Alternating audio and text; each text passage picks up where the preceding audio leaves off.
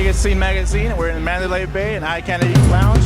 Here's Oscar De La Hoya. Well, first of all, welcome to Las Vegas. Thanks, brother. Appreciate it. Appreciate it. We got a couple questions about the fight here. What's your prediction on the fight with Canelo and Cotto? Yeah, no, I think it's gonna be an exciting fight. I think it's gonna be an action-packed fight. I think Canelo has to come out pressuring. Canelo has to come out just guns blazing. He's up against, we call him an old lion in the sport. He's been there, he's done that, he's faced everybody. I think Miguel Cotto, has the experience. He has Freddie Roach in his corner. He probably has a perfect game plan, so Canelo has to come out there and just attack whatever Cotto brings to him. He has to go out there and just fight as hard as he can with a lot of passion.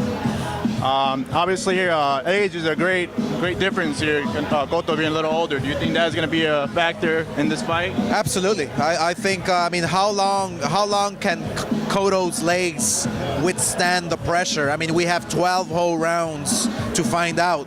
Once the 6th, 7th, 8th round come around, your legs start giving out. Especially if you get hit to the body, especially you have your opponent pressuring you round after round after round. So I think Canelo's going to come out strong. Cotto's going to come out strong, and I think this fight can probably end in the later rounds. Final question here. Do you think this is going to be a knockout fight, or is it going to end up by decision? I'm going to go out of my way and predict knockout. Styles make fights. Both fighters do not know how to take a step going backwards. I think this fight can end in a knockout. All right, Oscar, we appreciate it. Thank you very much. Nice meeting you. Appreciate it. His fighter, Bernard Hopkins here. Bernard, welcome to Las Vegas. How are you today? I'm doing good. Good to be here, man. It's an exciting weekend, as you know.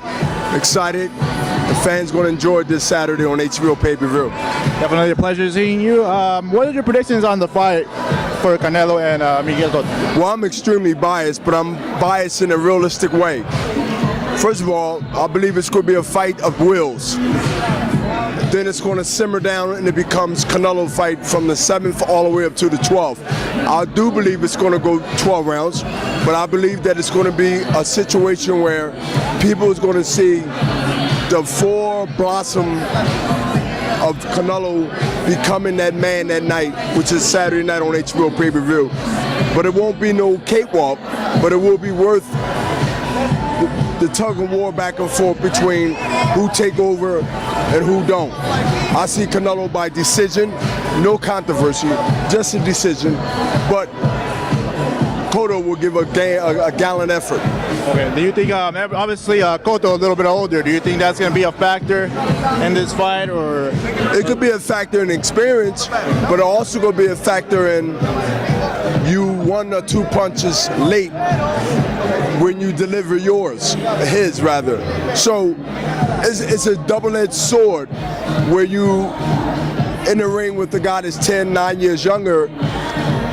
Sometimes it benefits you depending on what it is, as far as the experience. And sometimes it don't benefit you, as far as the youth. And the knowledge of Canelo right now, knowing that he went through a big fight early in his career, or last year, where it was Mayweather. So we all know those processes that he went through. And now he's back at that same big dance. I think he's going to really surprise a lot of people. Not me, but I think a lot of people by how he handled his fight than would expect it from other people. Respects his trainer, when he respects the master that's in front of him, the person that's going to give you the instructions and come up with the game plan.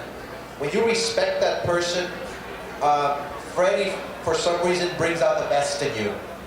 He gets you in tip-top shape, but there's something here mentally that takes you to a whole new level, and it's respect, because Freddie has been in this game for a long time. He comes from the Fitch,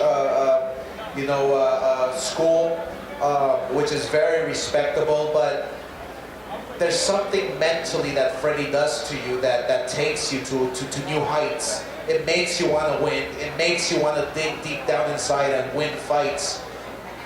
Not necessarily for Freddie, but it makes you believe in yourself. Freddie makes you believe in yourself that you can do this, you know, and that's what I believe a special trainer is. And you know, I mean, we don't have too many special trainers in this sport, and you know, again, it was a real privilege for me to be trained by Freddie Roach. You guys enjoying the insight that you're getting from these three legends? All right, now let's get into the fight real quick. One thing I want to say to everybody, just in case you wasn't paying attention over the years, because I think this is very important. Freddie Roach, to me, is great in a lot of reasons, but personally, up on this stage, he trained two Hall of Famers, or at least I would go there, I believe, with no argument. Date anything. Well, you know, when Miguel called me up, and it was like maybe one of the best phone calls I've ever received, and he asked me, Freddie, I have about 3 fights left in me, can you help me? Yes. I mean, you know, I'd love to train a fighter with his skills that he's shown in the past, of course. So we've had 3 fights together now. We've had 3 great wins. Now this is our 4th fight together, and we've had probably our best training camp yet, because you know, your first training camp together, you get to know each other. The second one, you get known better. The third one's even better. The 4th one's great. And this has been a great training camp for us. And we're fighting against a young, tough contender champion coming up. He has quick hands, good right hand, good puncher. I studied this opponent quite a bit, and I think I came up with the perfect game plan to defeat this fighter.